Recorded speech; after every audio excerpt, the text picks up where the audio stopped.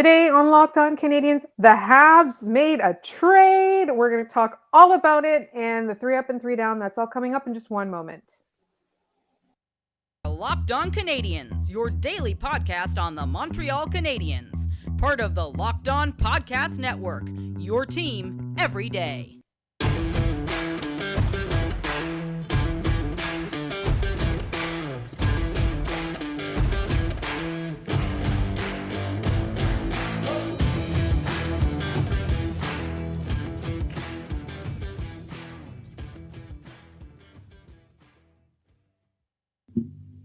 Hi there, everyone, and welcome to episode 793. And we thank you for making us your first listen of the day wherever you get your podcasts, as well as on YouTube.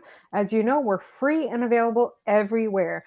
My name is Laura Sab, also known as the Active Stick, and I'm not joined by the wonderful Scott Matla. I'm joined by the equally wonderful Ian Boisvert of the Build podcast, and I really appreciate Ian's commitment to being Scott-like with the cap and the plaid. And the love of Koivu. I thoroughly appreciate that. Ian, it has been way too long, like almost 6 months since we last had you on. How have you been? I'm good. Yeah, I tried to go all out to be Scott. It's actually even a buffalo hat, so there you go. I love it. It's been too long. I'm really happy to be back. I'm glad Scott is taking some time away. I actually messaged him to see if the bullying to have him take time off worked. It seems like it has. So we're in good shape. We are in good shape, although I will honestly blow up a spot right now. He's been told to stay off the Twitter and he's in the DMs. I've seen him in DMs and he needs to log off completely. So hopefully he's taking a rest. But if he's listening to this right now, Scott, log off. He's sending me Simpsons memes, which is his vacation, so it's fine. One thing that happened, and this is, I knew exactly what would happen, is when I was left on my own, all of the things were going to happen. So I'd have to cover everything by myself. But thankfully, Ian, you have stepped in as you always do to save the show. So let's talk about this trade. I'm going to ask you point blank, are you in any way, or did you in any way see this coming? No, I was asleep when it happened, so definitely woke up and was confused that a trade had happened. No, I'd kind of resigned myself to thinking that this was going to be a pretty quiet trade deadline for Montreal. Just a lot of the pieces that they would like to trade, there's either A, no market for them, or B, they're hurt. So, you can't trade a hurt asset. It's just not going to work out. Dadonov was one of those pieces that was acquired to be traded. It seemed to be the goal in having him on the Canadiens. He'd been playing pretty well down the stretch, into his last few games as a Canadian. I thought he'd been playing pretty well. Definitely surprised that they were able to move him. I know that, Pierre LeBrun reported after the trade had broken that the Canadiens were in the market for about a third-round pick for him. They couldn't find that. They land on Denis Gurianov in Dallas, which I think is pretty good value anyway, but definitely surprising. It seems like no one really had this trade until it happened. We're watching other trades being broken hours before we ever get to hear anything about them. No one was really on this throughout the process. So they're keeping things under wraps. It's pretty Montreal Canadiens of them. Very much so. And I should mention that we are recording this on Sunday right after dinner time. So obviously, if any trades break between now and the time that you hear this recording, you'll see me jump on for a quick 10-minute bonus podcast. I'm really hoping that they do one a day so we have something to talk about every day. But here's my thought on this. And I don't know if you agree, but this is how I felt immediately, was that hey, they've managed to get something and not nothing for Evgenii Dadonov. And no knock on him as a player, but he, as you said, he was acquired to be traded. And the first, I would say the first 2/3 of the amount of time that he was in Montreal was not auspicious. It was not, he struggled, whether it was due to lack of effort, due to lack of luck, due to the Canadiens playing him in the wrong spots, due to line mates. There were a lot of things where I was like, this was, they're just going to have to let him walk away for nothing in the offseason because it's not working out here. Like, he was supposed to find his game here and he was supposed to show some promise for a team that was either gunning to make the playoffs or knew they were making the playoffs and wanted to go on a deep run to pick him up as a rental. And so that has kind of happened, although I'm a little bit surprised about Dallas over the course of this season. And I do think that has more to do with the condition and the quality of hockey in that conference right now, the state of hockey in Yeah. that conference right now, more than anything else. But you know what? Good on Dallas. Like, they decided that somebody who's good under DeBoer is somebody worth taking a flyer on. And let's talk about who the Canadiens got in return. This, by all expectations and standards, has been a terrible season for Denis Gurianov. And I think that if you look at where he was drafted, that shows promise. If you look at his first couple of seasons, that shows promise. And if you look at this last season, it's like his game flew entirely off a cliff. Yeah. It's alarming. So either the Canadiens, and he's arbitration eligible, that's one thing to note. And another thing to note is that the Canadiens retained half of Evgenii Dadonov's salary, which means that, so cap friendly seems to think that there's two. Everybody else is arguing that there's three the Canadiens get in this season. And I truly am not sure at this point, because I go to cap friendly. I thought there were two, and then a bunch of people replying that there were three. I'm not sure. But they're Mhm. using up one of those spots, right? So like, this is not Yeah. without, people are saying no risk. I don't think it was no risk. Like, there's a little bit of risk, right? Because what if there's an opportunity to launder money for two other teams that are trying to pull off a trade in this week, and the Canadiens do not have that salary retention spot? So there's a little bit of a risk. But at the same time, like you said, they were looking for a third rounder, and that was not available on the market. I personally, especially how he's played this season, and especially how he's been called out in the media for not playing well, I would have been happy if Dadonov fetched a seventh. Like, that's, and Yeah. I'm being honest as a Canadian fan, right? A Yeah. seventh is not He was no. It could be a Raphael Harvey Pinard. Like, it was a for Dadonov. It was not a good season in Montreal. Like, the last few games, he had really started to put something together. Um, but like, we're talking about a guy who we acquired from Vegas for the long-term injured reserve contract space afforded by Shea Weber. And the idea was he'd be, a 20 goal, almost 40-point kind of player. Because if you look at his scoring lines over his career, that he kind of rolls out of bed and hits that number. So for him to not be that was a bit of a disappointment in Montreal. In Gurianov, though, like, I would argue, like, if you're looking at it this way, would you trade a third round pick for a guy like Denis Gurianov? The value is probably pretty close. You're getting a player who I think Montreal's absolutely buying low on. He is, as you said, he had three pretty decent seasons headed into this one, and then all of a sudden Dallas changes coaches. They go from Rick Bowness to who's a very player-friendly, player-first coach, to Peter DeBoer, who's not exactly that kind of coach.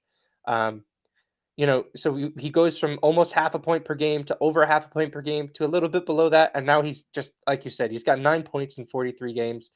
Um, the one, the those kind of statistics tell one story, but looking at his rates at which he produces on the ice, especially the rates at which he shoots, he's the third highest player on the Dallas Stars in terms of shot attempts per 60. He likes to shoot the puck. He doesn't play a lot, but he likes to shoot. He also has an absolutely abysmal shooting percentage at 2.9%.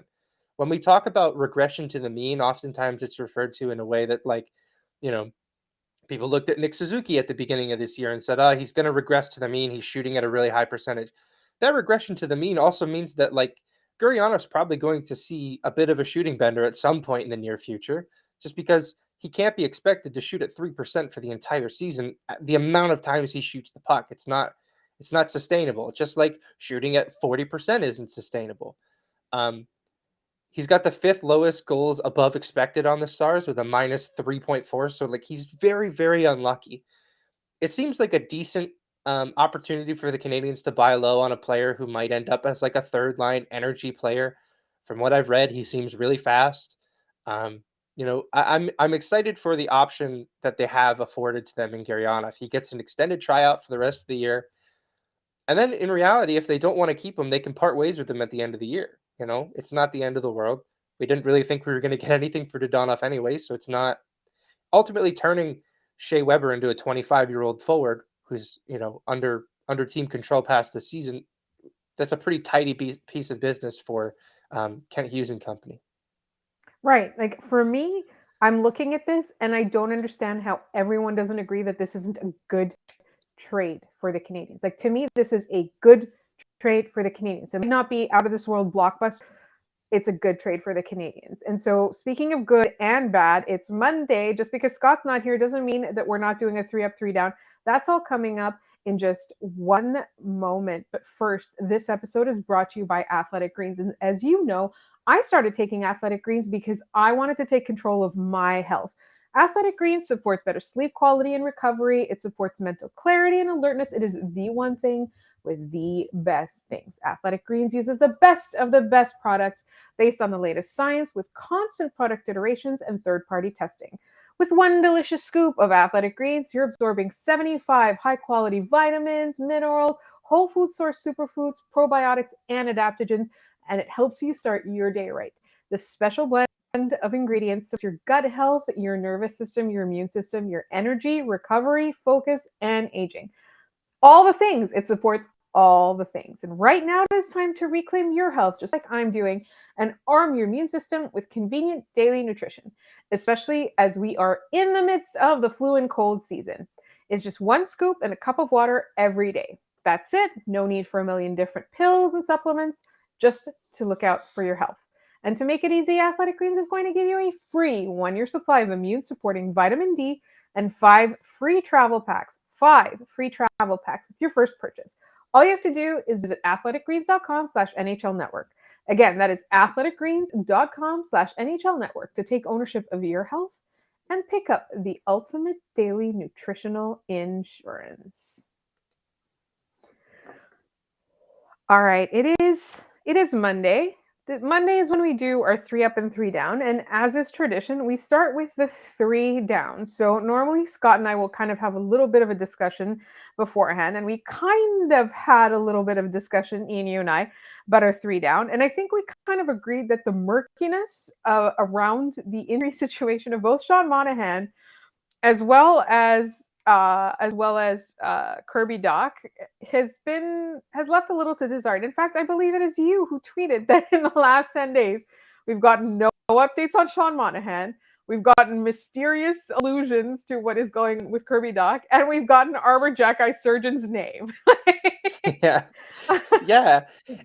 It just seems really odd, like what they're withholding and what they're giving. I know Andrew Berkshire responded and said, and he made a really good point that, Xhekaj is done for the season, so it's much easier for them to, disclose that information, knowing full well that it's not really going to have an impact on this trade deadline, this season, anything to that like, which is all well and good.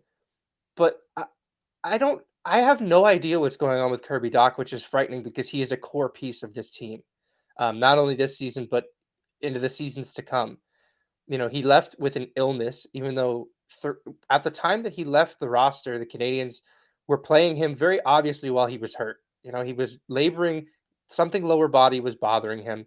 And then, he leaves with an illness, and then they disclosed that the illness was based on a lower body injury, and now it's just he's out with a lower body injury. So it's all kinds of nowhere. And like you said, the fact that like even we're getting all of that for Dach, they have said nothing on Sean Monahan in the longest time. He's been out since I think the beginning of January, and even then, the idea, he's going to be out 2 weeks, and then it's almost March, and he hasn't played yet. So it's very concerning that this is, it's a major down for this team that they just have no clarity as far as their injury situation goes. Another thing that has no clarity. All right, so we're recording this right now. We started recording this about an hour or two almost that rumblings started about a Timo Meier trade to the New Jersey Devils, and at this point in time, it's apparently not a done deal. So by the time this episode ends, maybe an entirely different team will have acquired him, or something else happens. But I absolutely agree. Like that lack of clarity. Like there are reasons why it would make sense. There are reasons why the Canadiens would want to keep this close to their chest. But at the same time, as fans and media, and I talked about this on Friday a little bit in the mailbag episode, is that a player's health status, we're not necessarily entitled to it. Right? Like they are entitled to their privacy. But in the sports world, it is customary to give at least a little bit of information And sometimes it's as simple as, LBI, UBI, whatever it is, or just not feeling well. The fact that it changes constantly means, like, to me, that casts more aspersions on the medical staff that we've been talking about since the middle of the season, or maybe even before. Did they just not know? Like, did they misdiagnose this? What is going on? So for me, that murkiness really, I want them to be a bit more transparent. And I think, like, I want to say this might be the sixth or seventh week in a row that it was one of our downs. It might be even more than that. So I think the Canadians in this offseason need to take a good long look at their medical staff and their medical situation the last few years, how many man games they've lost. And they need to get it together. Like, this is a world-class organization with one of the deepest pockets in the league. They need to do something about this, and they've got, like, a great opportunity now with this front office, like, to make changes, because they're still at the very beginning of what is going to be a long rebuild. Speaking of long rebuilds, on tomorrow's episode, Ian will be back, and we'll talk about the state of the, as lots of people have very different opinions as to how it's going. But another down that I wanted to mention is losing to the Ottawa Senators. At this point, the Canadians, I don't think they've won a game against the Ottawa Senators in, like, a year or more. Yeah. It's a lot. Yeah, It's a lot. it's been a long time. And as much as it's fun to punch down at the Senators, we can't really do that at the moment because they're better than us, right? And that's just the nature of the beast. They, from what from my eyes anyway, Ottawa played a pretty listless 40 minutes of hockey. They came out in the third period and they won that hockey game. Um, as frustrating as it is, I don't know how much longer Ottawa will be in front of Montreal, just because I personally don't have a. If I was a Senators fan, I don't know how you could have any faith in DJ Smith and Pierre Dorian, who at the beginning of the season declared the rebuild was over, and they're no better off than they were last year. They're on a little bit of a bender now. They're playing, they're winning a lot of hockey games. I think almost sabotaging themselves in an opportunity when they could have a chance at a Connor Bedard. But it's a necessary evil, right? Like, I don't want Montreal to lose to Ottawa more than anybody else, but ultimately, like, winning right now it is not the best thing in the world for the Montreal Canadiens. Losing to teams that, they can lose to, like Ottawa, like Chicago, like those guys, you know, take those lumps now. It's temporary. I think this is going to be the last season of the Canadiens really bottoming out, because I think next year, you know, the youth is really going to be injected into this roster, front and back. I hope it doesn't involve too many losses to the Ottawa Senators moving forward. It's not an organization that I typically hold in a high regard. They just retired Chris Neal's jersey. Like, it's disappointing. It's disappointing that we're at a point where the Canadians are looking up at the Ottawa Senators for what seems like the first time in my life. That's exactly it. So I think for me, it's very frustrating, because I think that this is the type of team that's quote unquote better than them, the Canadians should beat, in my mind. Yeah. Um, but at the same time, it's still quite funny that the Ottawa Senators made the boldest moves in the offseason and are still just not good. That cracks me up. So I'm gonna leave it at that. I know we technically only did two, unless you count, like, the Doc situation and the Monahan situation as separate, but we're going to move on to our ups, and that's coming up in just one moment. But first, this episode is brought to you by Built Bar. If you listen to this podcast at all, ever, you'll know we love Built Bar. Built Bar is a protein bar that tastes just like a candy bar.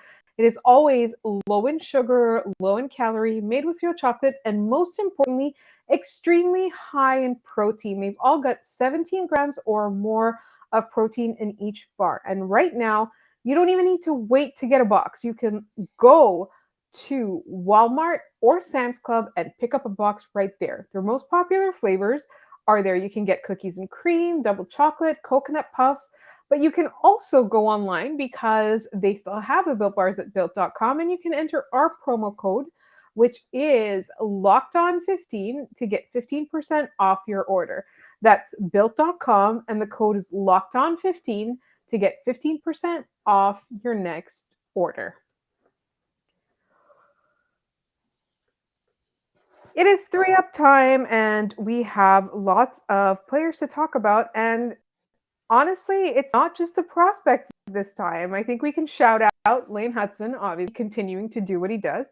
I think we can shout out Sean Farrell, who in my mind is the closest next player to sign with the Montreal Canadiens. We might even see him this season after his NCAA season is over. But we had a few more people, and it was Ian that pointed out that there's a couple of really fun players on the literal NHL roster right now that we can get excited about. Do you want to go ahead? Yeah, I mean, yeah, sure. I mean, we'll start with the captain. It seems like that game against Ottawa was his best game in a really long time. He was all over the place, especially early on. He had two breakaways. One he scored on, the other one he tried something real fancy and ended up bailing into the goalie. Things happen. It is what it is. I He's had a revolving door of wingers around him this season with Caulfield going out. Um, there's finally some real consistency there with Raphael Harvey Pinard and Josh Anderson playing some of his best hockey in a Canadiens uniform. Um, you know, it's been really nice to see him get those rewards because it's his first season as the captain. No captain in Canadiens history has ever been put in this situation where the team is very much not trying to, you know, make the playoffs this season. You Or can win. say whatever you want or win it all. Like it's you can say whatever you want about Pacioretty and the situation he was in, and that was a whole toxic mess all over the place. Through some fault of his and fault of the people who were there above him. But Nick Suzuki is playing in a very unique situation, and I think he's handling it just as well as any of us could have hoped. The games like the one he had against Ottawa, they're really nice to see. We're not going to see a ton of them this season because of, I mean, just gesture at the entire roster, really. But it's nice to see him get those chances to, seeing him score that goal and how excited he was to have scored that goal. Like, it's still, that stuff still matters. Everyone talks about like, well, why does winning matter in a season like this? That's sort of why it would matter. So for a guy like Nick Suzuki, who's going to be here through it all, is probably going to wear a lot of the negative aspects of this rebuild. Um, it was nice to see him get off this nine and score a couple goals over the last few games. Absolutely. And to me, I think just the amount that he's been relied upon is kind of unfair. Even in a rebuilding year, right? I think this is when you have the opportunity to get like your lesser talented centers out there. Just throw anybody in there. Put Jonathan Drouin back in center. Yeah, Whatever it is, you have that opportunity to alleviate some of his burden. And instead, he's the one who's stepping up. So obviously, I'm very pleased with Nick Suzuki's play. Also, he really he really steps it up against those Ottawa and Toronto teams. Like he yeah, understands me to my core. I love Nick Suzuki. Our next up is again, Ian pointed out, Mike Matheson has had a great, I would say, great like 5 or 6 games the last few games. It's been yeah. good. I think It's been good. Yeah, one thing I've noticed since the All-Star break ended was that it seems like the Canadiens defense has been given sort of the green light to be more active. We're seeing it up and down that roster. Guys like Justin Barron have improved their offensive play. Jordan Harris has looked great. Mike Matheson just looks like a different animal out there when they're just letting him run wild. And he's a fantastic skater. The goal he scored against Ottawa, where he kind of just, I mean, I had to take a number on that Ottawa defenseman. That was Thomas Chabot that he turnstile then just went to the net. Not probably one of Ottawa's best defensemen. He's been great, and it's sort of paired with the same at the same time with the news that potentially Pittsburgh might be trying to move on from Jeff Petrie. Um, it's very at the time I wasn't a huge fan of that trade, as Scott and I are co-presidents of the Jeff Petrie fan club. Um, it it was kind of a tough one, but it seems like now that this seems like an easy win for Kent Hughes and company. He's been great. Him being a local guy on top of that is just even cooler. Absolutely agree. And that's the thing. I think you find Montreal grown players playing well in Montreal. Like there's no feeling like, and I'm just trying to imagine just me being on the ice and having my city cheer for me. It must be amazing. And one of the things that we want from Mike Matheson, obviously, over the course of his time in Montreal, is some consistency. So I know he's had injuries and stuff like that, and obviously, the Canadiens' defense isn't all that great, so he's usually propping somebody up. So I think that this is great. Like this week has been really great for him, and I'm glad to see that he's finally able to show us what he's got. Like I think he's a player that he's got a lot of promise. If you don't have your expectations aren't too high, he's not going to be your number one defenseman. Like that's not happening. But a solid, steady defenseman who makes good decisions and has skills, like to me, I'm just glad that it's coming out. And my final up for the week is Kent Hughes, because this morning I woke up and the Canadiens were quote unquote supposed to be quiet at the trade deadline.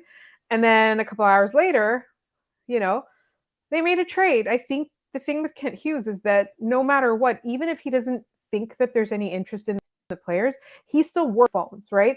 To me, he's Hmm. probably one of the most active people. Like he put it out there that he was willing to, assist teams and be the third team in a trade situation. Like he's essentially offering to launder money for other teams. So I just think that like the way that he's going about it is at least he's not sitting pat and saying, "Oh, trading is hard." Oh, he's doing everything he can. It Yeah. might not pan out, but at least he's being bold.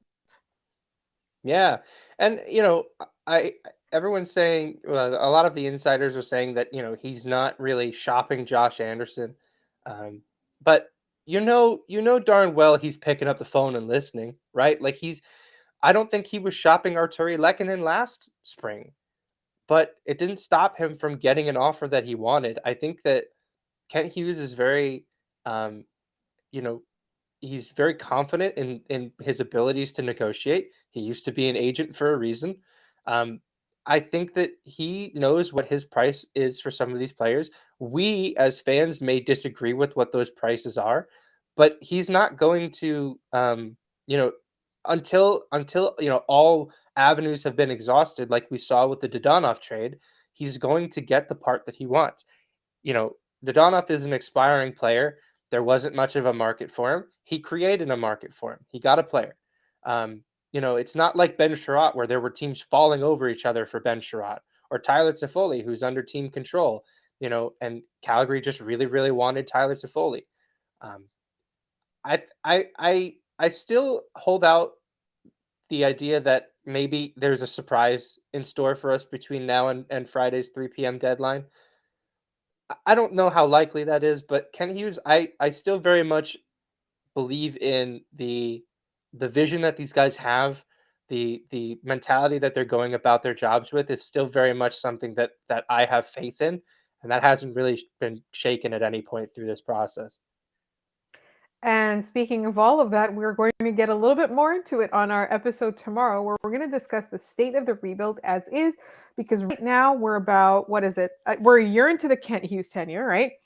And a Mhm. year into the Martin St. Louis tenure, and people are starting to have doubts. And the on ice product is obviously not very inspiring. The fact that the Canadiens aren't at the bottom of the standings, it has people worried.